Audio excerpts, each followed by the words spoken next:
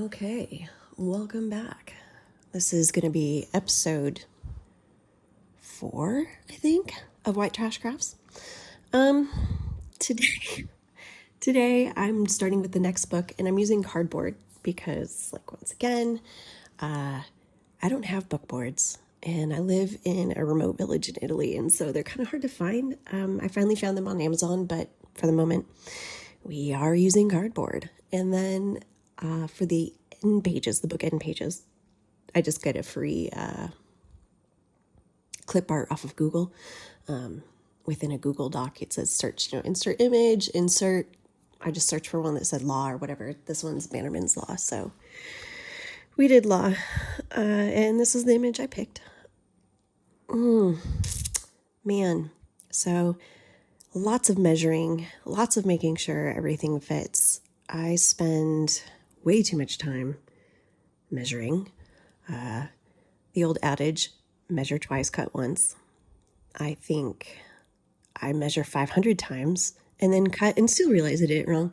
So to the person who commented that this is Down syndrome level craftsmanship, I have to say to you, that's an insult to people with trisomy 21. This is worse than that. This is me.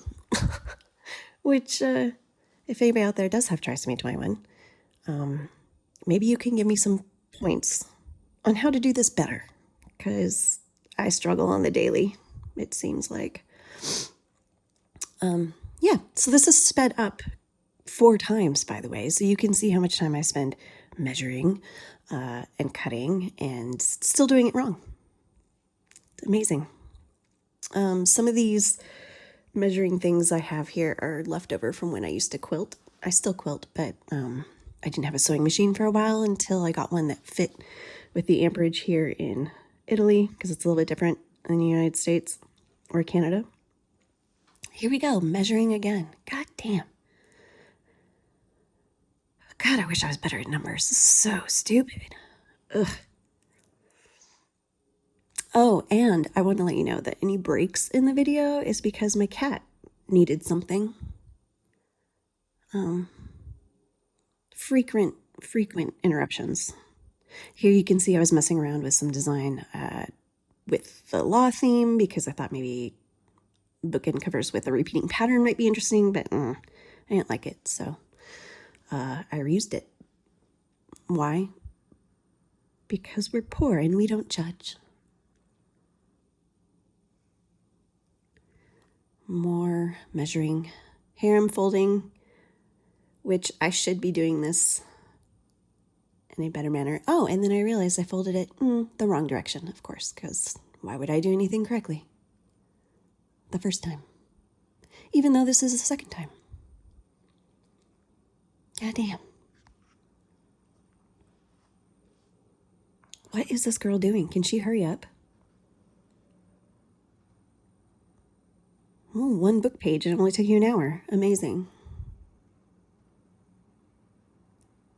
Now we get to do the second book page. This time I decided, hey, maybe the paper cutter will be better at it than my stink measuring.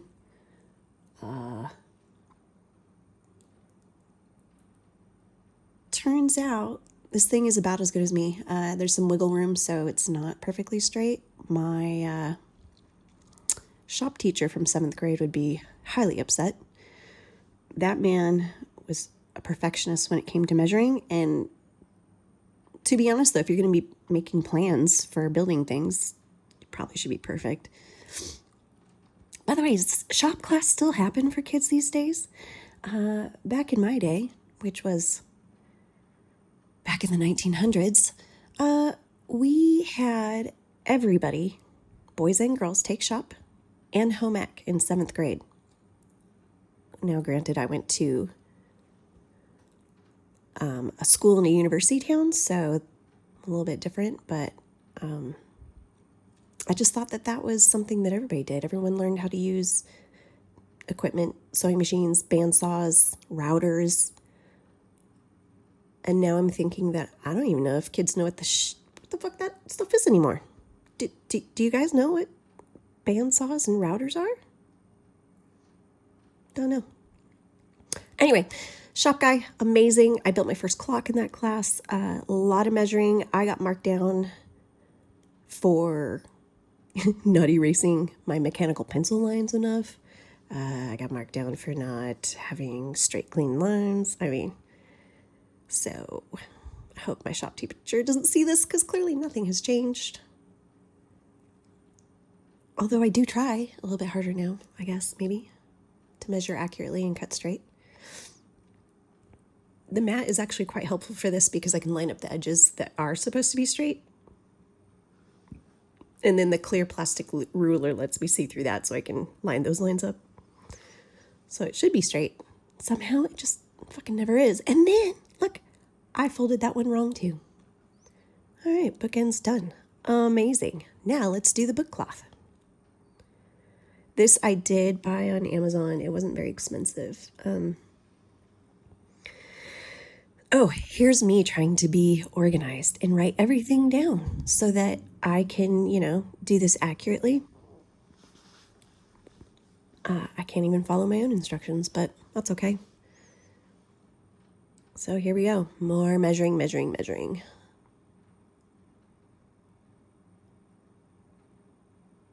What is this girl even doing with her life? I think you know what 12 centimeters is by now, staring at it long enough.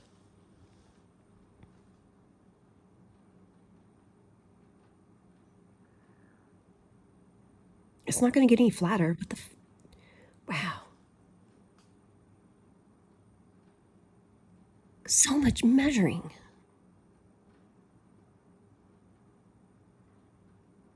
I will put all of the, oh, look, didn't even cut it straight through. Cool. Fucking Jesus. I will put all the measurements and what I'm doing in the description.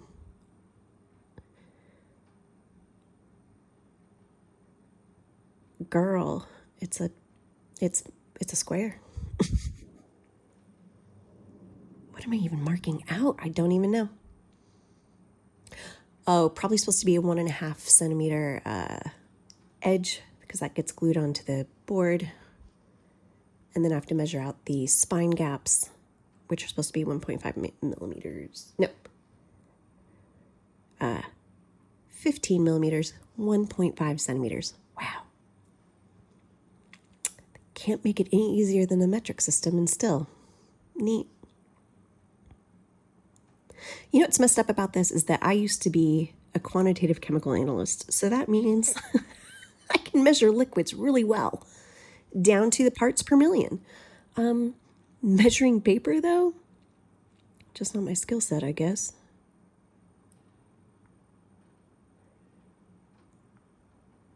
Yeah, so I'm a former chemist. I used to analyze liquids and solids for heavy metals, which would have been, good for Detroit to do, maybe. I hear that they got that fixed now, though, so congratulations, Detroit. You have clean drinking water, something that most first and second world countries have.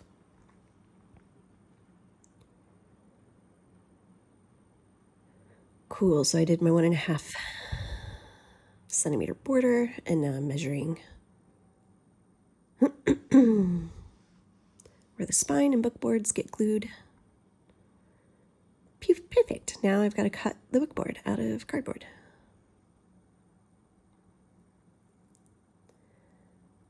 And now, let's see here. What am I doing now? Spastically going in the wrong direction, I'm sure.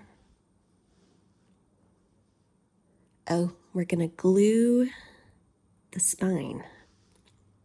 Also, yeah, here you see me pulling apart tissue paper. You're supposed to use mull. I don't have any. Big surprise. So I learned that you can use tissue paper in layers. But so here's the problem. It's supposed to be a specific kind of tissue paper. Some kind of French tissue or English. I don't know. If there was a word for it, I don't have it. So I was like, well, it says tissue paper. I've got Kleenex. I'll do that. Let's see if it works. I just thought I would layer it on and let the glue kind of seep through, which is what I think mull is supposed to do, but it has sturdier fibers in it, kind of like what is that tape that has it's like duct tape, but no tape. It's just fibers and paper glue, I guess. I don't know, it's mull.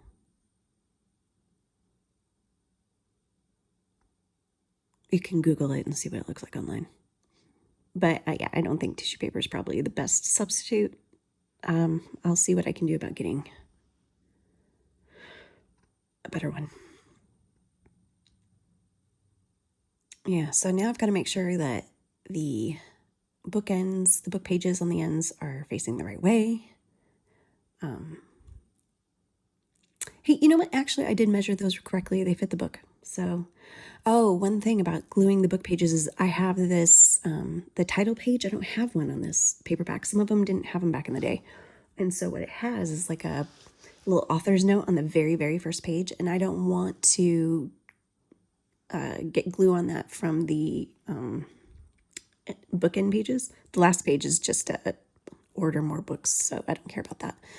So what I'm going to do is I'm going to, oh, cool, glue on the mat. What an idiot. Probably should have put parchment down because you shouldn't get glue on your mat like that. But, well, I did. Anyway, so I didn't want to glue the page that had writing on it from the author, so I'm adding pretend mull, which fucking glue everywhere because I'm a slob. And then I'm going to put a white piece of paper on top of that so that the bookend page can glue to the page that's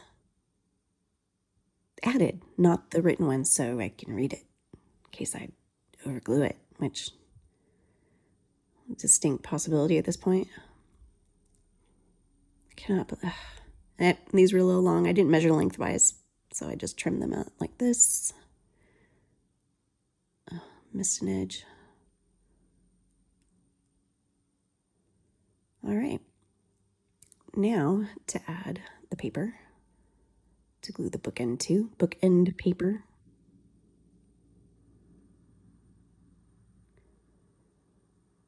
And the reason why you don't want glue on your mat is because every time you set something down, it'll stick to it.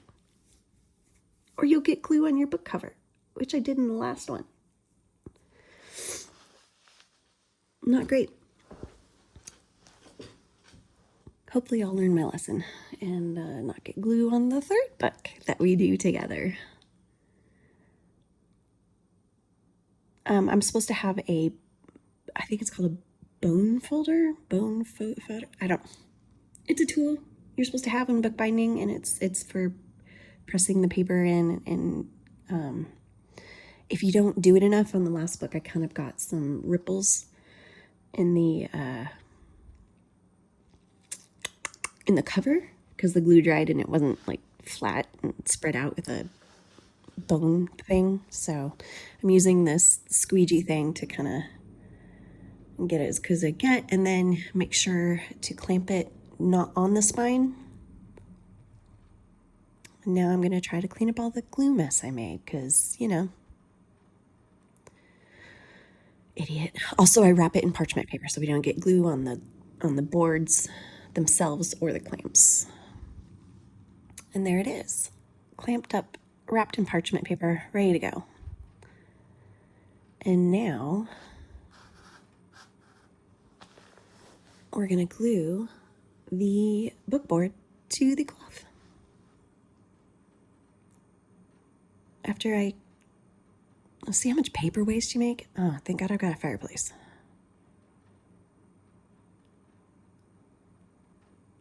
Fucking man. Yeah, don't get glue on your mat, you guys. This is just idiot.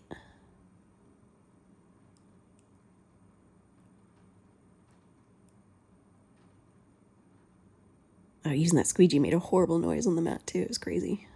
Cat went nuts. Okay. More measuring. How exciting.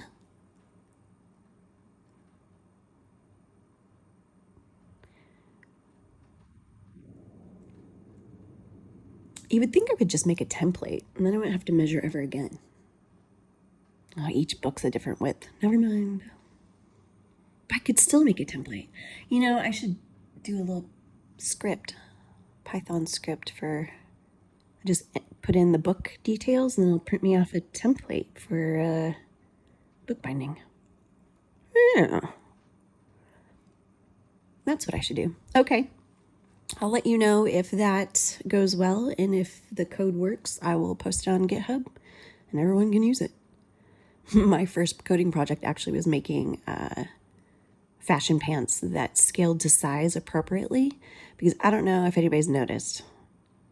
I've gone from size 0 to size 14 in my life, and I'll tell you, at size 14, things don't scale properly.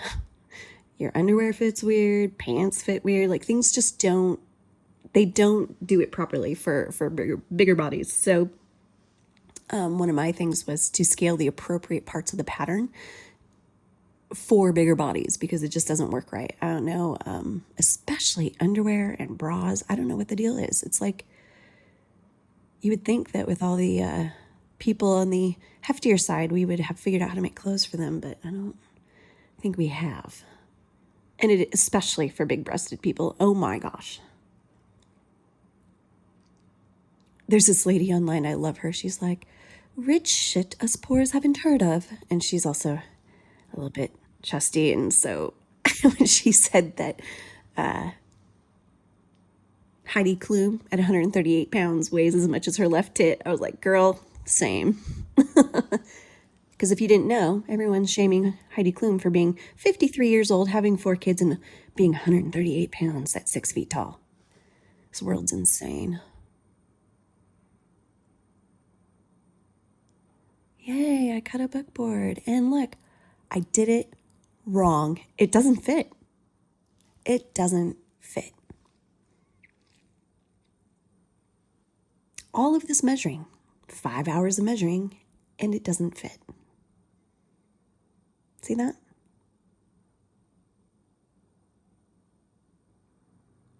Here I am trying to solve the riddles of the universe with a tape measure. Why doesn't it fit? Because you measured wrong, dummy. That's why. Like it's going to fit on that side. They're the same. Oh my gosh.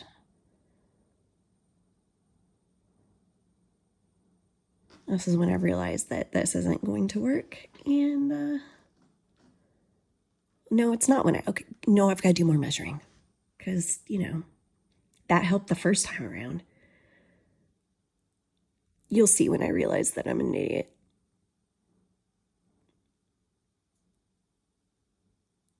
And there it is. So, okay. Off camera, I went ahead and I made it work. But it's not correct. And you'll see the final result soon.